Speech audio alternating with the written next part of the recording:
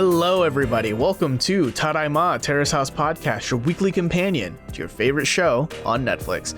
I'm Robert Scarpanito, and I am joined here by Daily Wilhelm, Konbanwa, Jack Cepeda, Irashaimase. And you know, it's been a while since I've done this, but I want to shout out to all of our new international listeners. So what's up, London? What's up, Saudi Arabia? What's up, Philippines?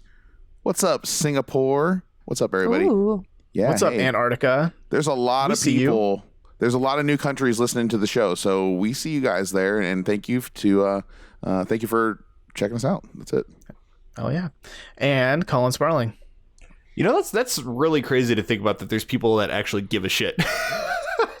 All across just the as world. a whole, Yeah, like not even about the podcast, like that. There's people that just care about things. Yeah, in general, people give a shit about things. Whoa. Oh wow, how surprising! No, and it's funny because when I was doing another show to be revealed later, one of my favorite podcasters, I was on a show with him, but I was actually talking about the idea of podcasting and how, like, it's crazy to think that even with a niche audience like ours, or niche, however the hell you want to say it, like it's niche. It's crazy to think that it's part of someone's weekly routine to sit down and just listen to our show. Like, you know what I mean? We love you. Yeah, whoever you are. it's really, We like, love appreciate. you. I would just like to say that, like, I really appreciate it. All of us really appreciate it that you guys take the time out of your day to sit down and listen to all of our stupid voices to talk about this amazingly great show. Yeah, it's awesome. We love being inside your ears Yes, Exactly. I just love being in a inside totally, you. in a Come on, totally Robert. non-sexual way. damn it. like, I mean, because we have Bye Antarctica, bye Saudi Arabia. at the time of this recording, we have 200 plus subscribers on YouTube. I mean, could you imagine just like standing in front of, or sitting at a table in front of 200 people and just recording a show? No. That's what I'm That'd be saying. wild. Like, it's really cool. Yeah. And even more people actually just subscribe to the feed. A lot of people don't even know we have a YouTube yet. So we have. All right, Well, hey, one, we have a guys. YouTube. Now it's coming off like we're tooting our own horn. But I mean, I know I say at the end of every episode, you know, hey, join the Tadaima clan. We'd like to grow this community. But, you know, I'm not just saying it to say it. I do mean it. I do enjoy the fact that there's this kind of discourse now out there. And, you know, we're kind of leading a bit of the discourse, but in the same way, whenever we interact with you on YouTube, on Twitter, on Instagram, and so on, it's just this ongoing organic conversation about something that we all really like. And I think that's a lot of fun. And it kind of creates like a weekly kinship in a way between us and you. So I just wanted to say thank you for listening to our show. And Danny, look out behind you. Okay. And That's gonna freak someone out. We're creeping up on the 50th episode too. We've been doing this for over half a year now. And so, Wow. yeah, and here's to another 50 more, and who knows what's going to happen when we actually start covering Tokyo 2019. You want to say that name of the season again? TTNTT is very easy. If TMNT. BGITC caught on, TTNTT can catch on. BITCH. TTNTT has, it sounds like a beat. TTNTT. TTNTT. TTNTT. Okay. TTNTT. We'll see Well, what today- it's called. Today we are visiting Tokyo once again, but not for Tokyo 2020. Instead, we are continuing our coverage of Boys and Girls in the City, the very first series of Terrace House to be on international Netflix. And today we are focusing on, oh man, this guy's a treat, Hikaru and Misaki. And not Utada Hikaru, by the treats. way, for those Kingdom Hearts fans out there. When Hikaru, you right. walk Go away. away, you Copyright won't strike. hear me say. Sorry, I love that song so much. Yeah, thanks, Colin. I was so confused because I thought we were talking about Hikaru, the protagonist of Hikaru no Go, a very obscure manga about a guy who plays Go with a ghost. Guys, Yo, back on the I rails, liked back that on the as a rails, kid. But back yeah, on the rails. Okay. Terrace House, Terrace House, Terrace House, Terrace House. He's Do you want a to ride hafu. on my motorcycle? He's a hafu. He has a motorcycle. He's half Italian.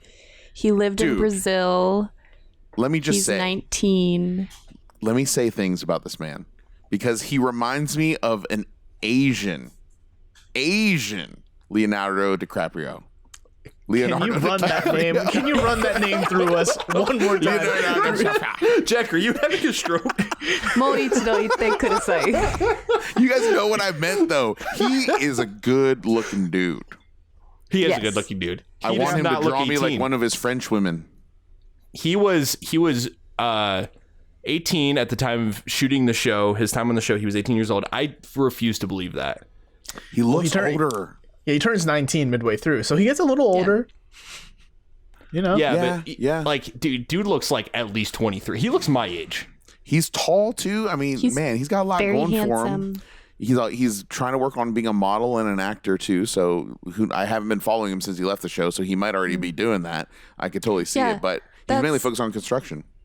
I was about to say, that's the thing, is that, you know, there's always, you know, people that are aspiring to be XYZ, and I never saw that with him. Like, we saw a lot of him working construction, but never really saw him like go to meetings, like do a modeling shoot or auditions. And, you know, I think that's fine, because that's just the nature of reality. You know, you never know when those opportunities are going to come up. But I would have liked to have heard more about, like, what's his experience with that? Is this something that he recently decided to do, or is this something that he's done before? Yeah, is he a Junon boy? And he could be, and they don't show enough of him in construction either, too. Like, I would have liked to have seen that. And another thing I'm thinking about now is I remember the scene where he asked Armand to come work with him, and I never got to see that either. Would that have been an interesting scene, though, to watch? I like their bromance. They had a bromance going. Oh, yeah, they did. Yeah, I guess it would have been fun seeing them work with wood. Just one time. Come on. Just one. Yeah. But I will say, a little though, sweaty. When we're introduced to Hikaru, though, and we're told he's a model. Now, let me get the language correct. Was he already a model, or were they saying like he's an aspiring model / actor? I believe it was part-time. It was part-time? He's aspiring to be an actor, and he is currently in the show, I believe it was part-time modeling and also part-time construction work. Gotcha. So, I mean, I don't know. It was really cool to see, like, even though we've all seen a lot of Terrace House at this point, we're used to seeing a lot of models. It was cool to see him doing a very blue-collar job on the side. Yeah. I think. Mm-hmm. You know what I mean? Yeah. You don't picture a guy like him getting his hands dirty doing construction. Right. Honestly, this era of Terrace House might be the most blue collar we've seen it, because you have Armand doing landscaping work or gardening or something like that. Yeah. You have Hikaru, who is construction, and then you have Hansan, who, I mean, yeah, he's very smart and he's doing a lot of not science, but studies, but also he has his own atelier. Atelier. I had to look at that. That was a new word. Yeah, that's a new word for me. Is that French? That sounds French as hell. Yeah, it is. It's French as fuck. Yeah. And so I was like, why do they keep calling it an atelier? And then I remember there's some JRPGs with that word in the title too. And atelier tutori. Totally. So I had to totally be like, all right, I need to know this word now. It's just a fancy way of saying studio. Right, but there's an implication. Yourself. There's an implication there of like you're creating something physical. Whereas, like, if you just say, "Oh, I'm going back to my studio," like that could be, music studio, art studio, painting. Yeah. I'll say this: if I go out to the bar with some friends and someone says, "Hey, come back to my atelier," I'm not going to do that. I'm not going to be friends with you for using that word. No, I will not go to your atelier. Because it seemed to have that effect about just like, "Hey, you want to come back to my atelier?" And it's like, I think at one point someone even said it's like, "Oh, that's his method." Yeah. Yeah. That's how he got his girlfriend. Yo, come over to my boudoir. Yeah. But this is about Hikaru, not Hansan's atelier. Right. So should we talk about Misaki a little bit? Should we intro her? Yes. So after Hikaru enters the house, he enters with Natsumi, and then a few weeks pass, and then both Misaki and Honda enter the same time. So with Misaki Tamori, 23 years old at the time of entering the house. Tamo-san! She is an entertainer. She wants to be a taranto, and she at the time was with Ebisu Muscats. Yes. Which is just a entertainment troupe. Like a large group, I seem to remember. Yes, very large. She was holding down the back row. Yeah, they have a Wikipedia page listed with all the girls that have been involved. Mm-hmm. So, what are our thoughts on Tamo-san? So she wants to build an amusement park. So, I mean, good thing she's been Hansan. She's a very, dare I say, energetic, almost kind of like, she has like a childlike energy about her. like a childlike excitement. She seems younger than she is. Yes. Polar and opposite of Hikaru in that sense. yeah, and she never really seems too serious about anything until, I mean, obviously we see her get upset many times, and justifiably so. But for the most part, she's pretty lighthearted in general. She seems like, is like happy-go-lucky. She doesn't really think too seriously about things. She just kind of wants to have fun and just kind of go where, she's not too pretentious about her looks either. Like, apparently, she just wants to be comfortable and wants to have a good time. And I don't know, I like that about her. I don't know, she's kind of endearing. She seemed like a positive energy when she first came in the house to me. Definitely. Yeah. No complaints, no red flags. I really liked her vibe. And I think early on you notice that both Hikaru and Misaki they're both immature in very different ways. Misaki, like we said, she's got a childlike energy. She's just kind of there to have fun, and she doesn't really seem like the kind of person who thinks too far ahead. Whereas Hikaru's immaturity, I would dare argue, comes from a sense of tantrums. So, right, and the first time they meet, it's strange because they're cooking in the kitchen, and then Misaki rings the doorbell, ping pong, comes in, they're like, should we meet her here? And then she walks in the door, and then instantly I see Hikaru's eyebrows kind of shoot up, like, oh, like, kind of like, oh, I want to get to know her. And their first night, they eat. They get to know each other a little bit. There's a little bit of small talk. Of course, they ask the requisitional questions like, are you, what's your type? Are you single? Blah, blah, blah. What do you do? But then it comes out, I don't know, I can't remember exactly how it came out, but she's like, you look like you'd be bad at driving. Oh, wasn't that the first night? What the does that first like mean? 5 minutes, dude. Let me tell you, I was searing with the heat of 1,000 suns for him when to hear that. I would hate to hear that personally. I think I might get like a little heated, I think, like internally. I don't know. I try not to let it show. And he was getting mad too. But there's something about that if you look like an incapable driver.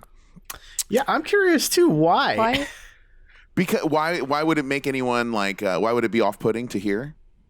I think Tokui really puts it best, is because driving is such an important part of life, and like, as men growing up, it's like you have to be seen as capable and competent. And if you're not a good driver, and if you can't be dependent on to be a good driver, then you seem somehow less competent and less capable, is my guess. I think it's kind of what Jack has talked about, what Tokui says. I think what Tokui is alluding to is that, like, saying you're a bad driver, or someone looks like a bad driver or whatever, especially, I guess, in this case to a man, that suggests that he's less responsible, or almost like you're a bad provider, almost in a weird, like, secondary way. Right. It's almost like, I guess, in a weird way, attacking your masculinity in this case.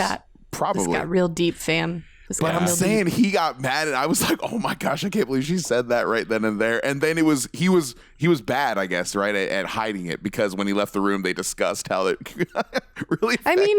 I was about to say, like when someone says something like that, like, it could be, anything. You look like you're not a good cook. You look like whatever. I get that it's like, maybe in this case it was taken a little more personally because of like the masculinity aspect, but simultaneously it's like, if someone has zero input to put that on, like they have no idea, they've never seen you in action, like, you, especially when you've just met someone, you just kind of like, you shrug it off. Saying that now, like, how could she not have just been teasing him? You know what I mean? Like, how would she make those assertions? And I hate when people make those sweeping assertions too. Hikaru gets her back later, and we'll talk about it with those sweeping assertions about people's character, but hold on. Can I post something about the driving thing that bothered me the moment I saw that scene? They're in Tokyo right now. One of the best cities for public transportation. I grew up in Seoul not knowing how to drive. So I imagine that all of them kind of grew up in that nearby, like, subways are the best way to get around and kind of thing. Yeah. So I really don't get why he takes driving so seriously. Like, he took that to heart. Well, another reason, we haven't talked about this yet, but he is liking her a little bit. He took a shine to her. So to hear that from someone, it's almost like in some indirect way, she's almost shutting the door on any kind of, like, dating prospects. Because I don't know. I think that also played a factor. We haven't touched on it yet. I mean, in this case, I think to Hikaru especially, like to his character, yes, this would especially affect him. But I think in a lot of cases, this would probably just be shrugged off. And he's immature. All these other factors. Right. Yeah, That's what I'm saying. That's what I've kind of assigned this to, is that like, because of his immaturity, he took that way too personally and didn't just, you know, be like, haha, shrug it off, because no one meant it maliciously. And I wonder if it's the first time he's ever heard that too. Yeah, because why would he? Because clearly he's a good driver. He has a motorcycle license. He drives a motorcycle. But yeah, I guess just hearing someone like randomly say something like that, you're just supposed to go heh. And there's a lot of times too where laughing like Voldemort. there's a lot of times he's though, supposed to lose his nose and start laughing maniacally. Thank you. where Hikaru doesn't do a good job at hiding his anger too. Like I want to say, man, was it Nanchan or was it Misaki? I can't remember, where she's like, you should take tips from Honda, from Hansan. Yeah. And he was, man, the look on his face, he was like, you can't see it because it's a podcast, but he was just like, and it was just like, ooh, I was like, he's gonna blow up. Face. Yep. Yeah. No, he was so mad about that, and like I kind of get why, only because think about it. He's in a house. He shares a room with the closest thing we have to God himself on this earth, and you're being God. Hansan, you're talking about. Not to go too far with it or anything. Qualify that. But I can't imagine living in that house, because I'd bet you are constantly compared to Hansan, because for the most part he does almost everything right on the show, which I can only imagine translates to like the way it is to live with that person, you know. And I don't think that's a fair comparison either to make, because he's got so many more years of experience, and experience in a different field. He has gone to university. He's twice pursuing he's pursuing a very specific career, whereas Hikaru's he's doing his thing. He's 19. He doesn't have to be in a huge rush to like pursue something very specific. He's exploring different avenues, and he's supporting himself while doing that, and I think that's admirable in itself. And he's probably used to being alpha too. He's probably not used to being eclipsed, I would imagine, with someone with his level of inexperience. So it's probably a first for him too. Random question, does anyone know off the top of their head what the legal driving age is in Japan? No. I mean, I'm assuming it's like close to 16. Like, it can't be much earlier or later than what it is here in the U.S. Okay. So I don't know. 13. Like, saying he's a bad driver, I mean, does his age play into that too? Right? Because maybe he'd only been driving for like 2 years. I think she's just making a comment on his looks, honestly, more than anything. Maybe. Like, you just look like I just think it was literally like, I don't have anything to say here. Oh, it is 18. Yeah. Oh shit. So he's a novice driver in a way. He's only been on the road for a year. So Like maybe Daly, it is just like, I don't think it was based on anything. I think it's just like you're just trying to be friendly, and that includes like totally non-malicious teasing. And I don't understand still why he was just like, my manhood. Especially, and I can identify with that too, especially if I'm nervous. Like, I will resort to teasing people as a way of weirdly trying to bond with them. I don't know, it's strange, but everyone knows the first form of teasing is you're a bad driver, probably, I guess. I don't know. You're a bad driver. You have weird hair. Yeah. Imagine walking to a giant room, that's empty room. There's a big red button in the middle. It says, don't push it. Like, I'm a habitual button pusher. Like, oh gosh, I think I shouldn't say or do something. Boom, we do it. See what happens. I was like, where is this going? Same. But nonetheless, Hikaru pursues Misaki. He kind of has trouble asking her out on that first date, but he finds a way, and he brings her out on his bike. And he tries to pull off the whole, like, I'm a cool biker guy. Like, it was working. Only cool guys drive bikes. Dude, she that's was like a kind of move. scared. Like, that's a move, man. And it's like, you gotta hang on to me. Just hang on to me. Yeah, it's a very classical, like, guy trying to date a girl power move. I've seen it work so many times. I've never been a guy with a bike. I've never been that cool. But you've never been. A guy with On a the bike. back of a bike? I've never been on the You've back. never been on the back of a bike with a guy? I've never drove a bike. I never hugged a Japanese guy on a bike. But the thing about it that scared me away from bikes is I used to really want one. But then I was friends with some paramedics and they said, you don't want a bike. You know what our nickname is for bike motorcyclists? I go, what? And he goes, organ donors. I was like, fuck, never mind. Okay. Yikes. Okay. Rip. Never Dude. mind. Yikes. But yeah, so if you ride a bike, we still like you. We think you're great. Oh, You yeah. won't die. I mean, it's a cool Just be thing. careful. don't die. Just be careful out there. Also, if you're listening to this on a bike, probably shouldn't be. You should probably be listening to what the hell's going on around you. Yeah. But no, so they go on this bike date. Fan base. The show dedicates a good minute or two of just a montage of them driving around the streets of Tokyo on a bike. Yeah. It was kind It of was scenic. They were next to was the scenic. ocean. She was felt a nervous little- too to go, but then he won her over. yeah, but it felt a little gratuitous to me. It was kind of like, we get it, he's on a bike, okay, and they get lunch. Then they go to the shrine, and they kind of pray to the shrine, and it's a really cute moment. And then they also climb this tower that has a super scenic view. And That was just- nice. Yeah, overall, it was a fine date. Some would argue maybe a good date, but the show, I think, compressed it in this tight moment where it was, to me, a little jarring because it made me think, I feel like they should be spending a lot more time on this. I feel like there was more that was said on this date that we should be seeing. You want less bike riding. More I can hear that. conversations. I think from like a pure how the date was planned standpoint, like the different places they went, how they got there, obviously the bike.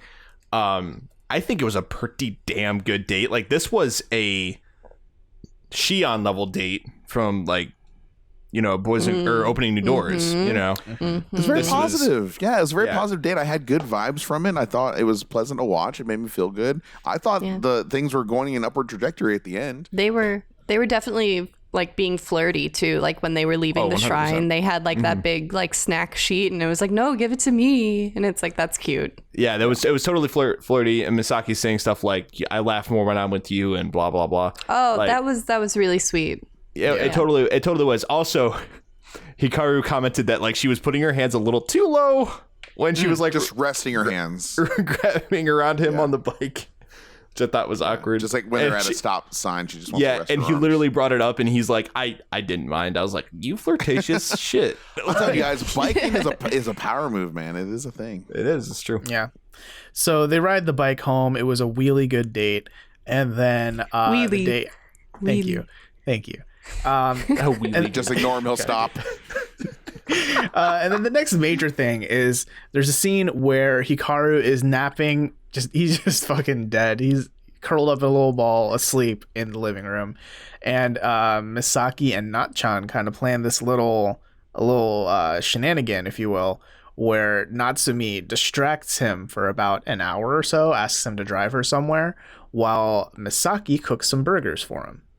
And she had to didn't she have to get the instructions or whatever? We should say Misaki obviously is not good at cooking. Like she'll self-profess like she has no idea really what she's doing. So I think Nachan had to help her with the recipe or whatever, with the directions. I think she just probably just went on like Pinterest and looked up like, how do I make hamburgers from scratch? Because it's not like she's pulling out beef patties. She's like putting in the onion in the patties and patting them down herself. Yeah, they and were nice. Toasting the bun. Like, Yeah, she went in. Well, there weren't. Can we back up to the scene where like? Oh wait, no, I'm thinking of someone else. That wasn't just the buns, hamburger but steak. Yeah. it was just her buns.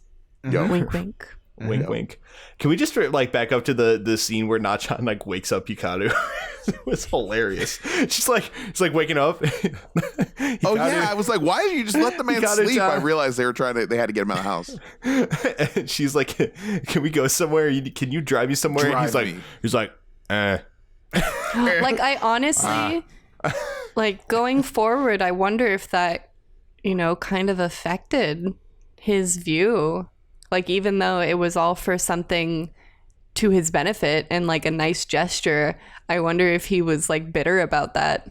Man, about like, oh, Misaki planned this and interrupted my nap. I hope he's not that big a dick. I don't think so. Well, because I think it was her rebuttal to him making the power move with the bike. Is my thoughts, right? Like, cause he's the one who's like, you should let me take you on my bike, and so they did. Went on the date, blah blah blah. Now, and I think along the lines of that date, they mentioned like Misaki making food. So obviously Nachan steals away Hikaru. Misaki makes the food. That's her return on the bike thing, right? Like, would that be fair to say? But I feel like he's so, I don't want to say, he's kind of sensitive. He's kind of a sensitive guy. Is, very. You know, we went over sensitive. why he gets mad easily, so maybe he would hold that against her. That's my theory. So if I had to guess, I would say it's compounded by they interrupted my nap, made me get up and just start driving. In the first minute post nap, you know, I'm already driving, doing something I don't want to do, and I come home and she's made burgers, but they're hard. Oh man, Like kind of overall, the quality of the burgers. It's kind of a shit experience coming from a place of good intention, but is nonetheless a pretty shit experience. I mean, it's a slow car crash here after their first date. I kind of think I was left with the impression that things, like I said, were going in a positive direction. But you see the power dynamic flip 180 degrees because before their date, it's Hikaru who is kind of jonesing to go on a date with her, right? And almost has to do a little bit of convincing to get her on the bike. And she's got kind of the power in her court.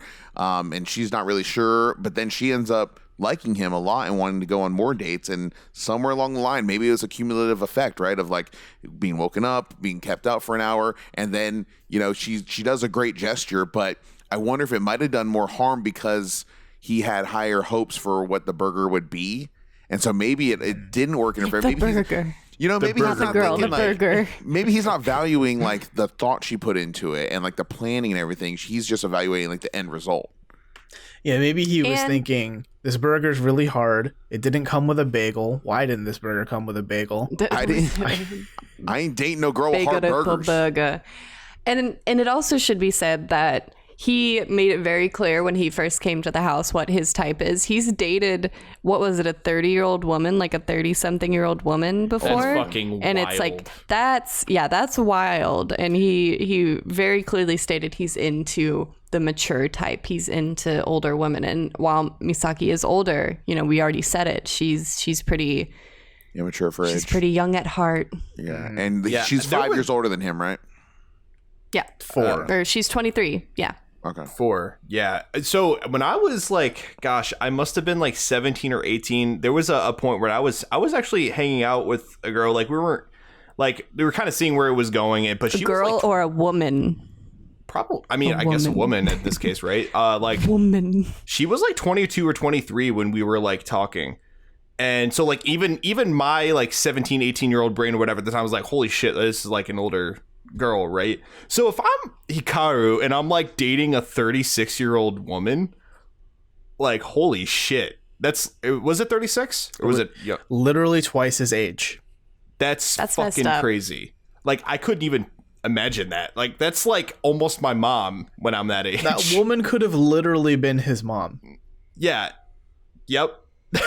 I have people, I'm not going to Not a call them fan. out by name, but I have friends and associates of mine that engage in the same type of behavior.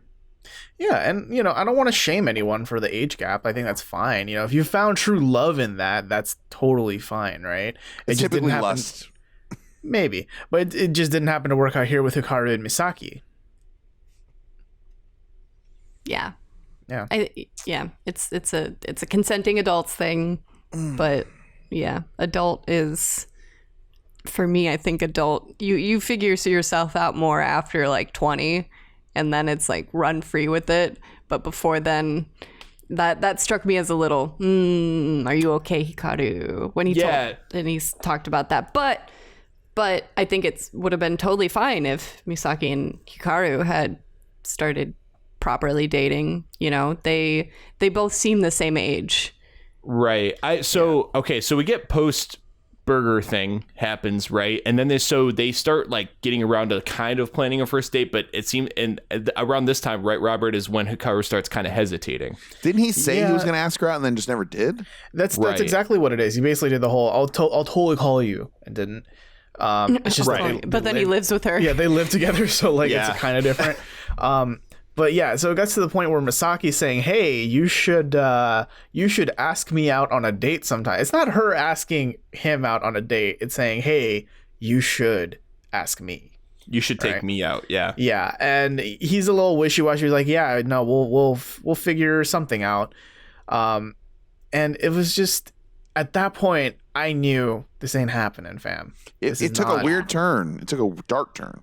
Yeah. Something really turned him off about the whole thing, and he kind of alludes to it when we do eventually get to like Hikaru rejecting her, right? But like, it's really obvious. You start to see the cracks, and somewhere along the lines, Hikaru gets very put off by Misaki. Yeah. Well, yeah. Did you enjoy the date? Oh yeah, I like bikes. I like biking and all, dude. Dick move. Like, come on, man. Yeah, he did not play this off well at all. And she just kept lapping it up, man. I don't know what else to say. Like, she just kept like going for it, and he was like laying out all the clues there that he was done. Well, so part of that I'm going to guess is because we know Hikaru rejects her eventually because he doesn't believe she has enough self-confidence, right? That's one of the major tenets.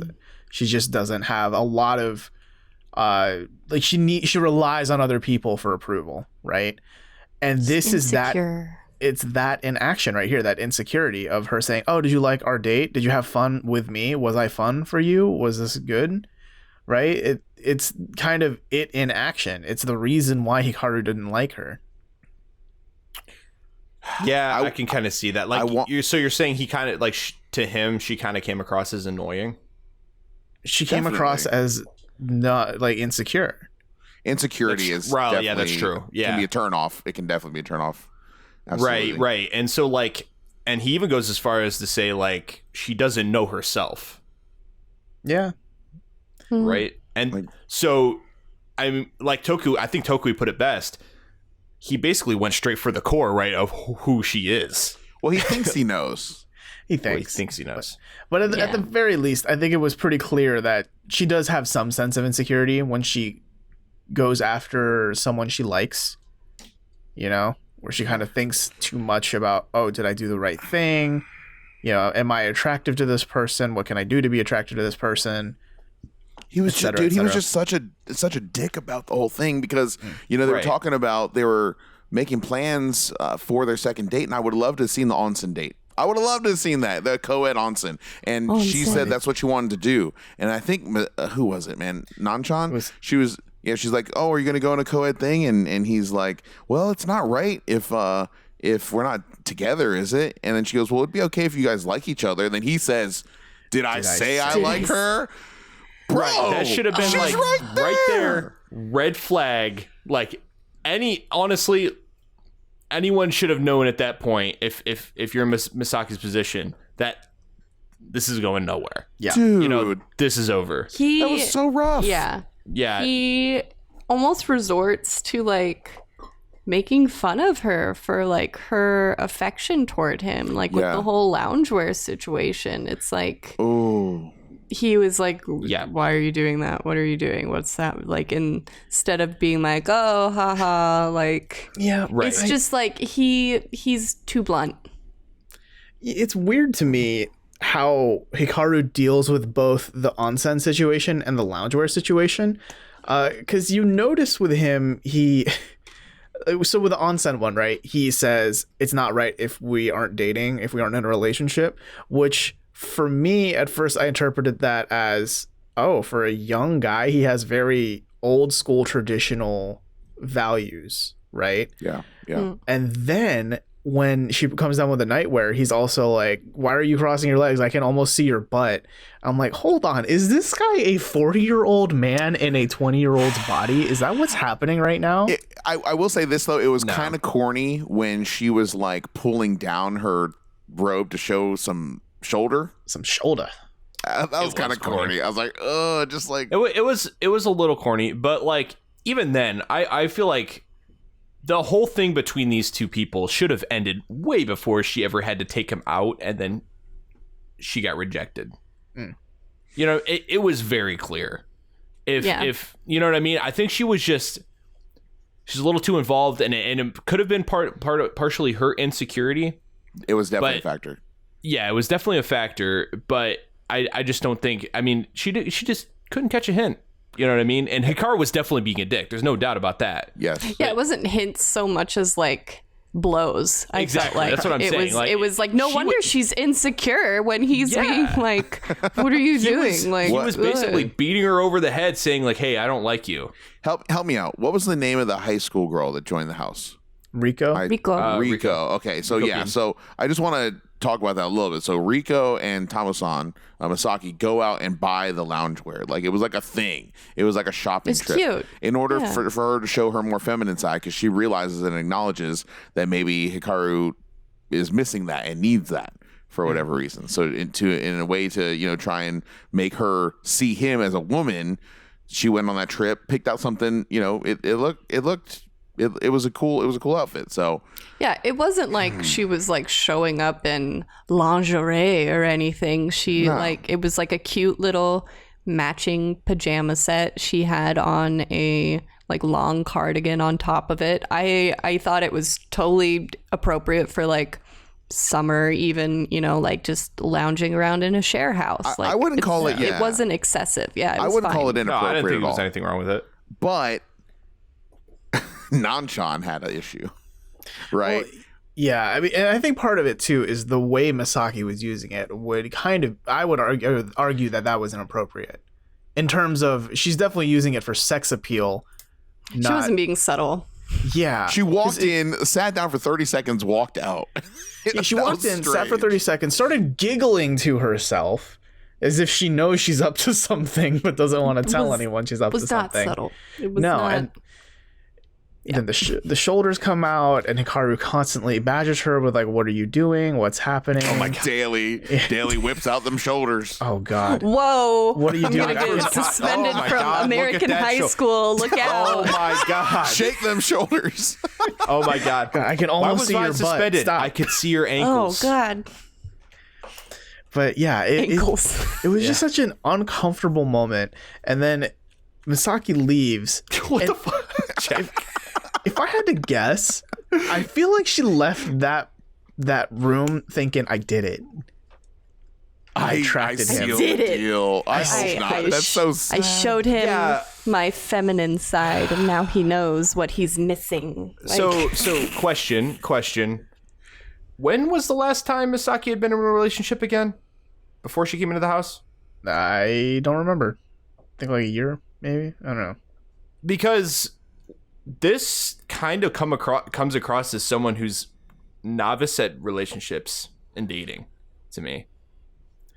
I think she's just dumb. I mean, oh dang! Dang. That's a. I was just gonna say that she kind of was given a tough cookie to crack, a tough nut to crack, because like he's not giving the usual signals, but she's not interpreting that because they went on a date. They were gonna go on another Right. date. She wasn't interpreting that as a rejection. She was just like, oh, I need to change my strategy. Yeah. I want to She was in expedite the unfamiliar second date. Yeah, unfamiliar territory. It unfortunately didn't work, and it blew up really hard the next night at dinner. The whole house goes out to dinner. This is all 6. And this is including Han-san and including Natchan, right? This is I felt cringe-inducing scene. Yes. God. This was like the kind of like welcome dinner too for Rico, and Yeah. she's like this little innocent high school student sat in the middle of what should have been a very lovely night. They were, Yeah. among the cherry blossoms. They were Yes, having, right. a hot pot kind of thing, and it was going to be lovely. And then Natchan. Nanchan had to strike, and she had to bring it up, and I just refuse to believe. I mean, Nanchan's smart. She's older too. Like, I Right. refuse to believe she doesn't know why that would be a wrong thing to say. Why that wouldn't be honestly- the optimal time to do it when Misaki is there and we're sitting right in front of Hikaru. Like, what the fuck? I think, honestly, based on what happens and what the talk that they have with Natchan afterwards and the way she talks, I think she honestly did it because she had good intentions. Like, she was literally just trying to get to the bottom of the whole nightgown thing for Misaki's sake. obviously it was a very stupid thing to do, but she was trying to do it to win some points. I can't see any like positive will towards that, because I seem to remember the question she asked was, do you think that loungewear is appropriate in the common area, the living room? No, she didn't asked, say that? Was that what she asked? I thought she asked like what do you find, like what kind of like loungewear do people like? What's attractive? Because then we had Armand's like PG-13 answer where he was like, when a woman just wears like a white button down. Yeah, and then Hikaru's like, and everyone was agree. like, whoa. Yeah, he's like, I totally agree. Right, and they were trying to like, you know, like downplay the issue too. They were trying to move on from it in conversation, right? And even gave Nachan a couple of outs, right, to end it. Dude, the face that Misaki makes, the face Misaki makes is just like, oh my gosh. There's no way this is going to end well. She's fucking mortified. And I was for her too. Oh, right. And Misaki tried to end it. And the reason why I think Nachan had good intentions was that she thought she was the victim here. She always does, though. That's the problem with her personality. And that obviously turns into conflict later in the house like, for that's everyone. That's going to fester later. Like, this is going to fester. What a Who line. fucking says that? This is going to fester. That will... No one says that without wanting to start some drama. She's a shit starter. Like, yeah, she wanted like to throw down like right then and there. She wanted to be like someone to say like, Misaki, don't be so sensitive or whatever. But in actuality, it was like, wow, that was really insensitive of Nachan to do that. And everyone knew it. And because everyone knew it, it was all the worse for Misaki. I felt really bad for her. It kind of ruined the vibe and ruined the night, probably. Yeah, because remember, the next morning, too, it's just Riko and Nachan and having breakfast. And Riko, an 18-year-old girl who is brand new to the house. So she is like the newest of new, the most cherubic of the newest people. Cherubic? Yep. Oh, like a cherub. Okay, I get it. Yep. Is telling a 26-year-old girl, hey, you fucked up socially yesterday. That was like really bad. I think you did a bad thing. Like she said it in the best possible way too. Like she was so eloquent about like, maybe you had good intentions, but in that moment, that's not how it came across. And I think, you telling me this, I understand what you meant, but maybe you need to tell Misaki that. Like it was a no blame thing, but it's still acknowledged like you have some making up to do. I was like so like mind blown in that moment. I was like, wow, this is what I wish I could like sit down and say to someone when they fuck up like that. Yeah, it was surprisingly forward thinking for an 18-year-old. She came across as the adult of the three girls. Yeah, which is sad. Yeah. Yeah, and it's just it's crazy to think that it took Riko being the word of reason essentially out of anyone. Yeah, it gets better though. Yeah, and so we'll put a pin in the Natsumi discussion for now, and we get to the final date, the second and final date between Misaki and Hikaru here, right? The finale. It's such a weird one. Like from the beginning, Misaki doesn't even tell him where they're going, but also he's the one driving. Hold on. Nachan went out, picked out a brand new outfit, did her makeup, was like done up to the nines. She's like, this Misaki? Misaki. I'm sorry. Misaki did all he did, got dressed to the nines, was ready to go. This is the night she's going to reveal her feelings. This is where it's going to all go down. It's going to be a happy ending. They're going to Yokohama with the lights, the fabulous Ferris wheel. It's all perfect. Fucking, they go to leave. He's wearing a fucking hoodie, and he laughs about it to Armand. He's like, I'm just wearing a hoodie. Ho ho, I got a hat on. I don't give a fuck anymore. And it was just like such a train wreck waiting to happen, man. I just felt so bad for her, man. It was bad.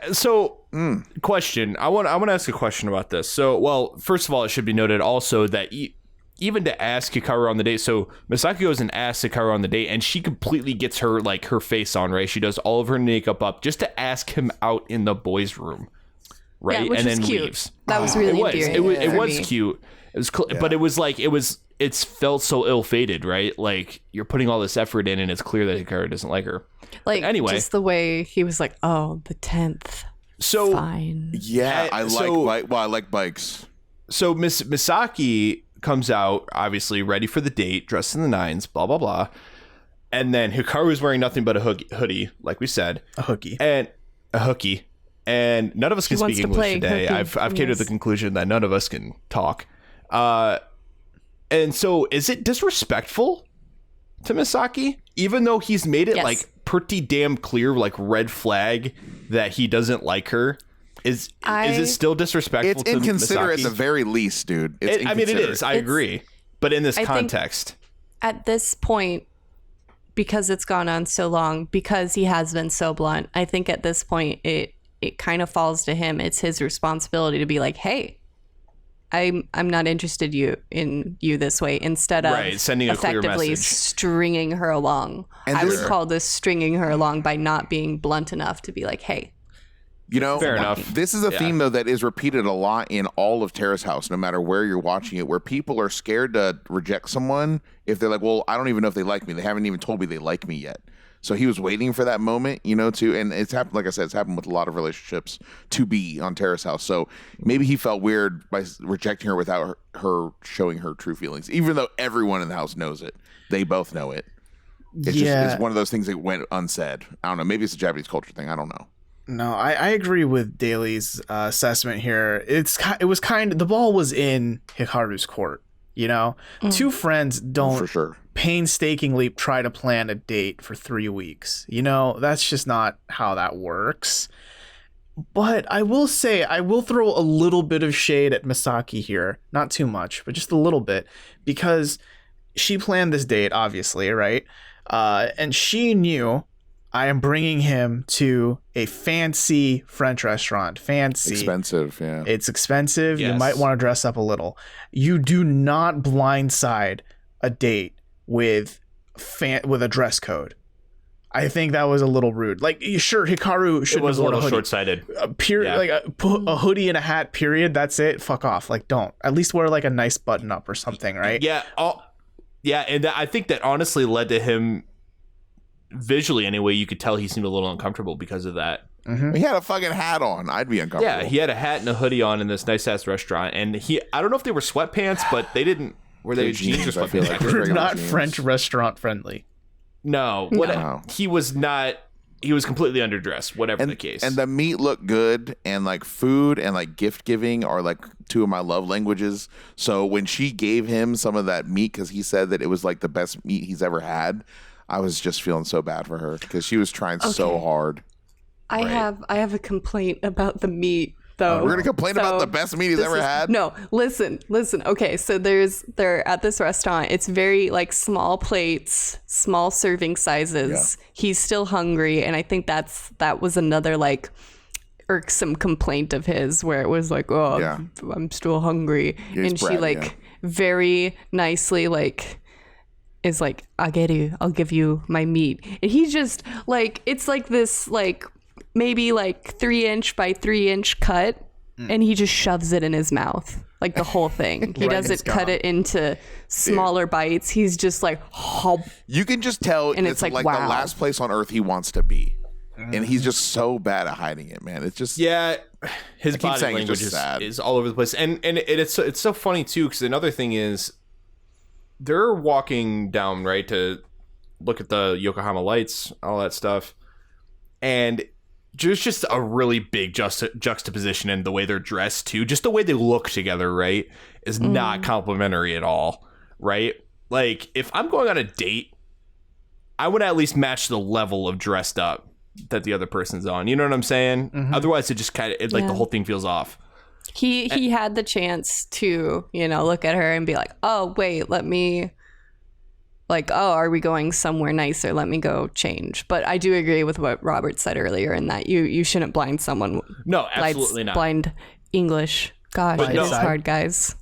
Like, even if it's a date that I know I'm not going to be not going to care to be on, if I see my date walking out and like she's dressed up like that, I'm going to be like, hold on a second. I'm going to go change. I forgot my pants. Yeah, just... Yeah. So wait, hold on. Let me just make sure I understand this. Like, she didn't tell him where they were going? No, she said... No, she surprised him. Yeah, it was all planned by her. and he guessed where they were going while he was driving there. Right. Yeah. Well, I guess I would say I guess that's her bad too, because even if I was planning and trying to be surprised, I would at least say, hey, you might want to dress at this level, Yeah. It was all a mess. It was. It was all a big The whole mess. time. And the mess has not even ended yet, because it gets way worse after the meal too. They go, they walk along the water. There's a lot of couples there. They even see couples kissing. It's a very romantic setting. This is the moment now. They sit down near the Ferris wheel, and she proclaims. Well, before that, I just want to point to something that I would like to call Hikaru is a dick exhibit D. On the way to D the for bench. Thank you. On the way to the bench, Hikaru recognizes that there are a lot of couples in the area. And do you remember what this fucker said? Can't remember. He said, "Wow, it's almost like we're a couple." Oh, yeah. Yep. You motherfucker. Almost literally. Drive the stake further into her heart. Dude, there's no reason for that, bro. No, it was uncalled for completely. Especially when he can't be that dumb. He needs to know by that point that this is a situation where she's about to confess a romantic interest in me. No one's that dumb. He's holding all the power. He's holding all the cards. He is taking complete advantage. This is what guys, they always say. I think Abraham Lincoln said this shit. You want to see what, you want to know the character of a person, give them power and see how they react. Yep. And when he had power, he acted like a total dick. So that speaks to his character. Yep. So yeah, they sit on the bench. Misaki had this whole speech planned out that was sort of endearing, but I just couldn't help but keep thinking, it's going to crash and burn. It's not going to be great. It's going to be bad. Oh no, duck for cover. No. And Hikaru rejects her. Yeah, I will say though, to Hikaru's credit, the way he puts her down, even it was a little harsh, but he gave her a very definitive answer. No hope, but she still said though, I'll prove you wrong, which is, I guess, the only thing you can say. Like that's a healthy attitude to have. Like, well, you think I'm this way and this way. Well, check me out in 6 months. You'll see. And I don't think it was said in a way where it's like, oh, I'll just work harder to try to pursue you later. I think it was more like, oh, okay, you see these flaws in me. I probably have some things I need to work on. Sure. I acknowledge that. And and I think that she was trying to go for like, I'm going to make you regret it. Yeah, that's the vibe I got. Right. That's all you can do when you're in her position. That's all you can do. And then what did they say when they're walking back? Like they're doing the walk of shame together back to the car to go home, which is so unique to Terrace House, these walks. And what did they say? Like, isn't this where people come to get rejected? I guess something like that. I can't remember. Oh yeah. She was like, Yokohama is the city of rejection for me. Like, so many kudos to her for like keeping a brave face throughout that entire evening. Like, it takes so much courage to like confess that to someone, and then B, like for her to really hold it together and be able to make jokes like that, like on the way back. She held it in right up until she got inside the door of the girls' room. When you think it can't get any worse, oh, Nanchan comes and said, hold your fucking chopsticks. It's about to get way worse. I hate this because we don't even get a chance to grieve with Misaki, and she doesn't even get a chance to grieve with the fact that she got rejected. Because basically, immediately when she gets home, when it's absolutely her time to be the drama queen, like if there's any time for someone to be in control of the drama, it's at that point. That's fair. Instead, you need to. You got to get it out. It's your day. Instead, it's not Chan, right? Because drunk off her ass. Yeah, Natsumi's drunk as balls. Reeking off of alcohol. And she kind of almost interrogates Misaki, is asking, hey, what happened? Was it okay? Are you okay? Did he reject you? Did he say it? She was drunk as fuck. Bawling. And I think that the alcohol played a role in how pissed she got too. It couldn't have not. She is that person anyways, but it amplified things. It made it worse. Right, because then Misaki, she's telling her part of the story, and then she offhandedly says, wow, you reek of alcohol, not Chan. And then her face, like a light switch, was like, the fuck did you just say to me? Yeah. Oh, I got scared when she made that face like, motherfucker, it's about to go down. Like, no, just let her have her time. Like, it's not about you. Then she complains. She goes, it's the only way I could have stayed up and waited for you. It's 1:00 in the morning. How else am I supposed to? What am I supposed to? She's over here am I just supposed to care for my own trying volition? to make Misaki feel bad about it, and it's like, get the fuck out of here. Dude. Yeah. See, during this entire thing too, like, because that was the end of the episode, like that incident, and then it's the next episode. I felt something really foreboding in the sense that, you know, like, and then everyone is involved suddenly. It like cuts, and it really made me think there was way more to that incident that was like so terrible that they just didn't even air it, because apparently like there had been a moment of Misaki like bawling her eyes out and apologizing to Natchan, and Natchan just being like no, and like everyone got involved. That's like, we don't know how everyone got involved, but something must have been so horrendous that everyone got involved. Fucking Natchan, man. I remember that, and I think it was actually the intro happens between those scenes. It wasn't the end of an episode, because because the end of the episode happens before Hikaru says no, right? And the next episode picks up there, and I remember I felt so fucking jarred because, you know, the last thing we see is Natsumi kind of like, if she could shoot laser beams out of her eyes, she would have murdered Misaki. And then we cut to the intro, and then after the intro, everyone's in the kitchen and they're having a house meeting, and it's like, okay, something happened. I don't know what, and I'm scared, and I have a feeling this was probably, it might be one of those times in Terrace House history, and this is only a guess, but where I think maybe the people on the show made a request to say, hey, do not put this on film, or do not put this on the show. She was drunk and angry. That's and how bad it was. She doesn't even need to be drunk to be mean. Natchan seems just like inconsiderate to a fault. I mean, she also has a track record, right, of yelling at Minori, just always only seeing her side of things and not really being able to empathize or put herself in someone else's place is really the root of what gets her into a lot of these conflicts with the women in the house. Yeah. And that entire episode, really, of everyone in the house trying to get through to Natsumi, it was kind of painful to watch. It was like the social equivalent of watching teeth being pulled. You know, it was like, rough, man. Even Han-san, like, he was like, I gotta go take a smoke. Before that, though, I loved it though, because they were having the talk with her, right? Han-san and Armand and Rico and Natchan are there, and then Misaki walks in. I love Han-san. He's like, Tadaima. she's about to like sit down. He goes, hey, go to the bathroom. You should go to the bathroom. Yeah, he's like, Misaki, just go. You got to use the bathroom. Like, hey, by the way, you got to use the bathroom right now. And so she's like, okay, bye. Yep. Then she comes back. Yeah, I thought it was. Yeah, I used the bathroom, Han-san. What's up?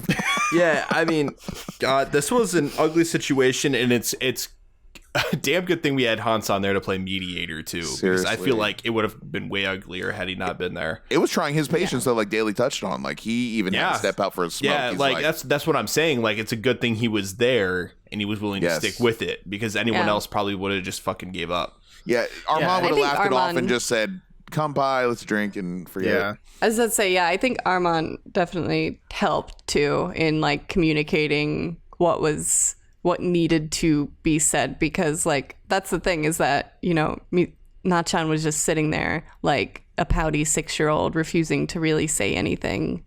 Right. Natchan, and Misaki wasn't pulling any punches either. She's like, she's just gonna do it again. This is the way she is. She's not gonna change. she wasn't making it better. Yeah, to say things like, you're not going to change no matter what. Yeah, she was just trying to get her licks in too, because she felt she got beat up on the last exchange. Yeah, I mean, she was hurt. I really feel like Natchan, man, I'm disappointed, because I felt like she turned a corner when Minori left, and they were actually friends at the end, and they were hugging and they were in good spirits, so they were able to patch things out. But with this, she just gets so pissed at this whole situation with the drunk incident that she goes to Han-san the next day and just like, you know what? Deuces, I'm out. I'm just leaving. Yeah. I'm waving the white flag. I mean, real talk, and this might be too big of a discussion to have considering we've been on for an hour now, but the hosts joke about how there's Natsumi and Fuyumi, which I can only imagine is a pun or a joke of some kind based on her name. Tell us in the comments. what that is. I guess, yeah. So I can only assume that's what part of it is.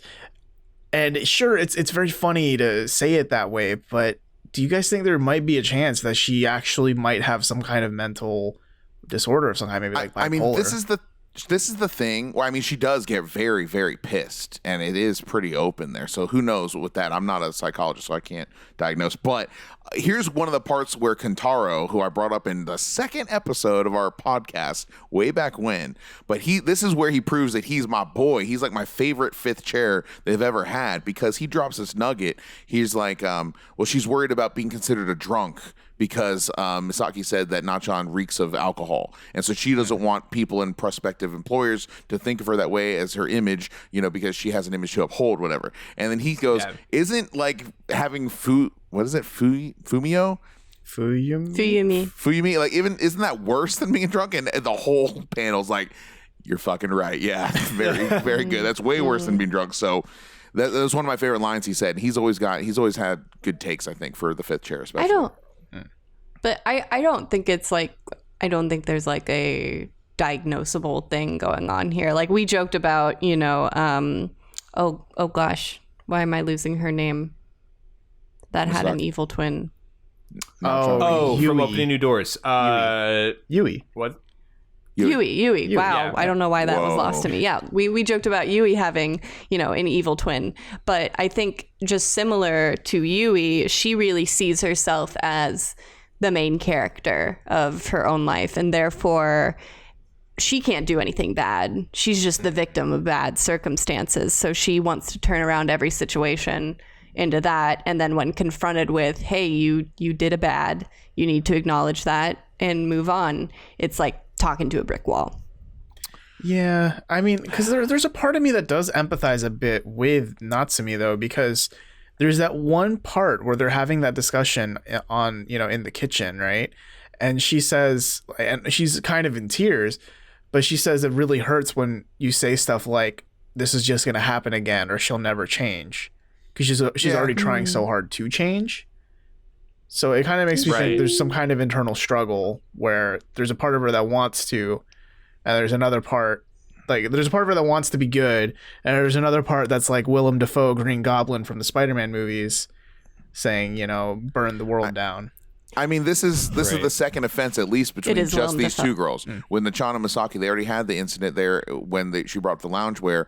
Hansan already had the talk with her, and she tried to change. So I can understand why Misaki's just fed up with it. Like she's at her, her patience end here with this, and so I can see why she's saying that. And they kind of both are just waving the white flag.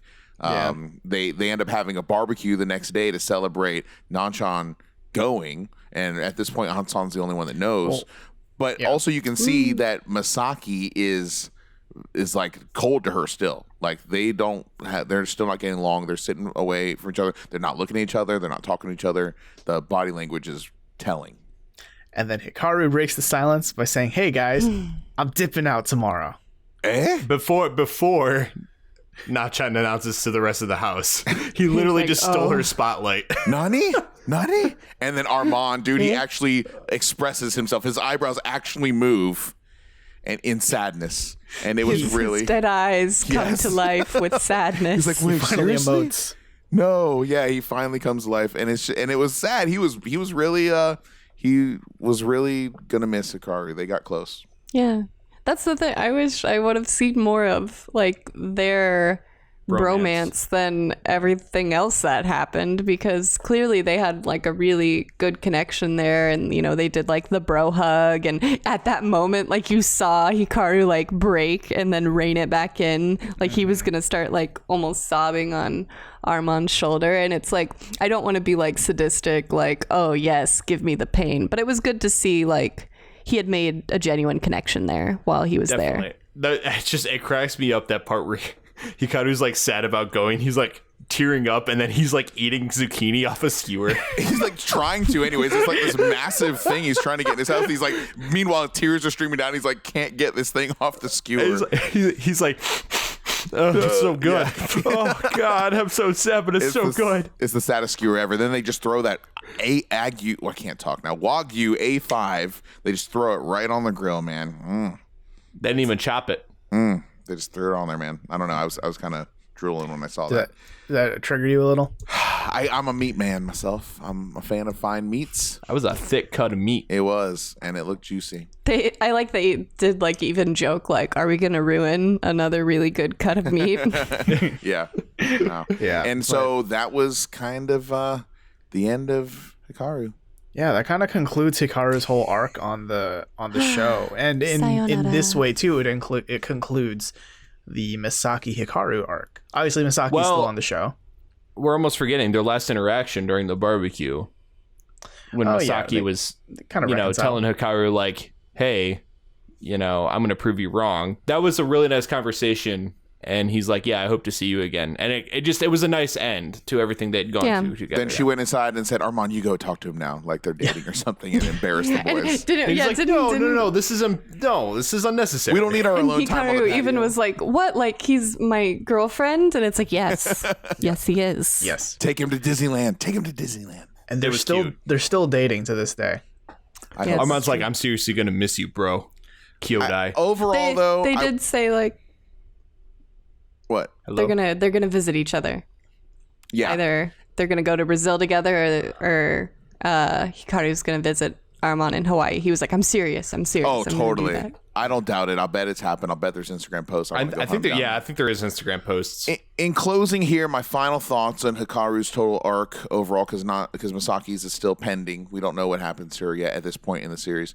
But Hikaru, overall, I hate to say I was disappointed. I guess because like when he first came in, I had super high hopes. The man is like I said, he's a Leonardo DiCaprio, and he is just a great looking dude. And I don't know, he had a lot going for him. He's capable. He's a construction worker, but the girls couldn't get past his immaturity, and he couldn't rise above it. And he didn't really grow very much. If anything, he seems to be exactly where he is when he got here.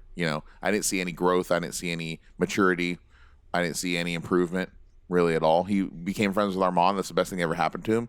So overall, kind of disappointed with his arc. And thanks for the show. Thanks for the weird dates. Thanks for the memories. Yeah, and make room for the next playa that comes into the house later.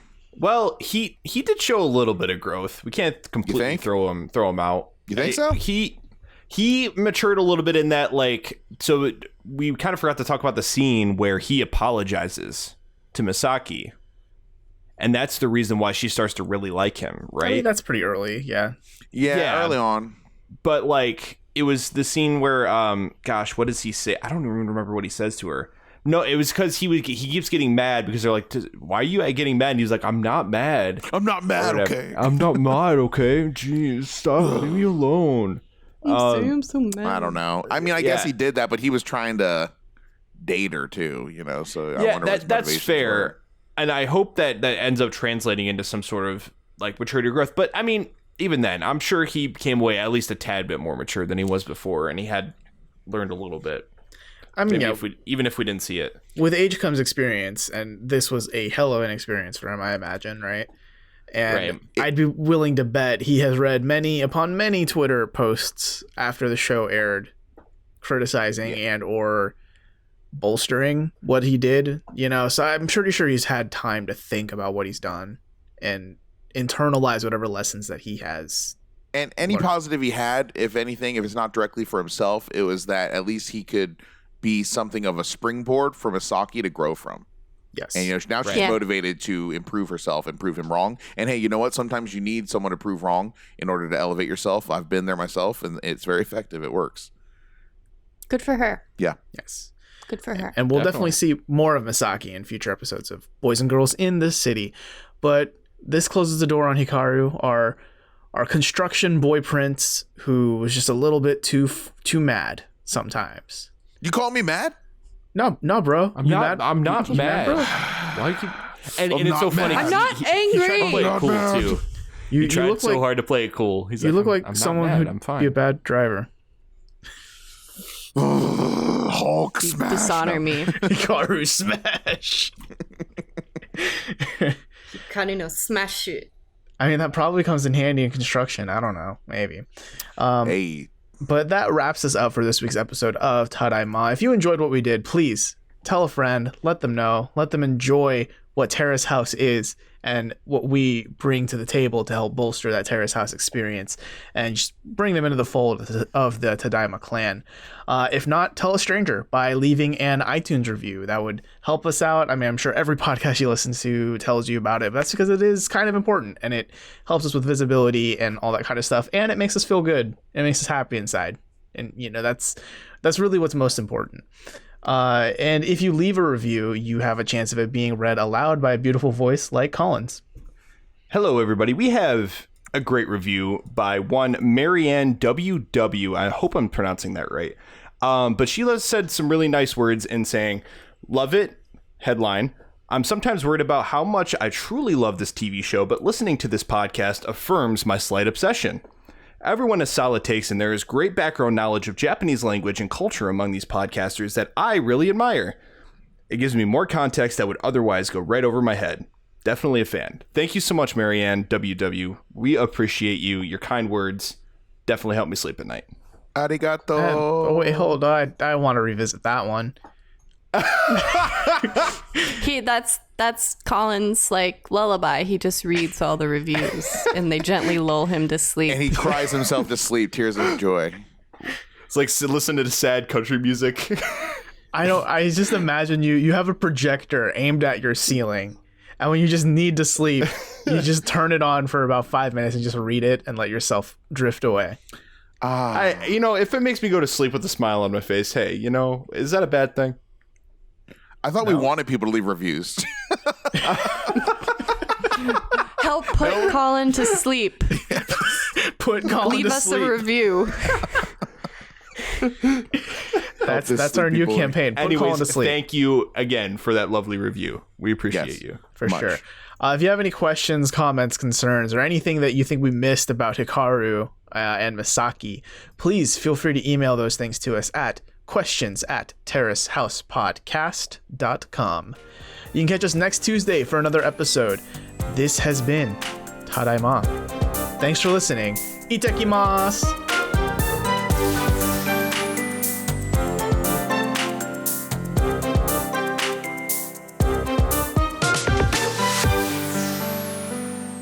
Email us at questions@terracehousepodcast.com. Follow us on Instagram at Tadaimagram, on Twitter at TadaimaPod, and check us out on Facebook and YouTube at Tadaima, a Terrace House Podcast.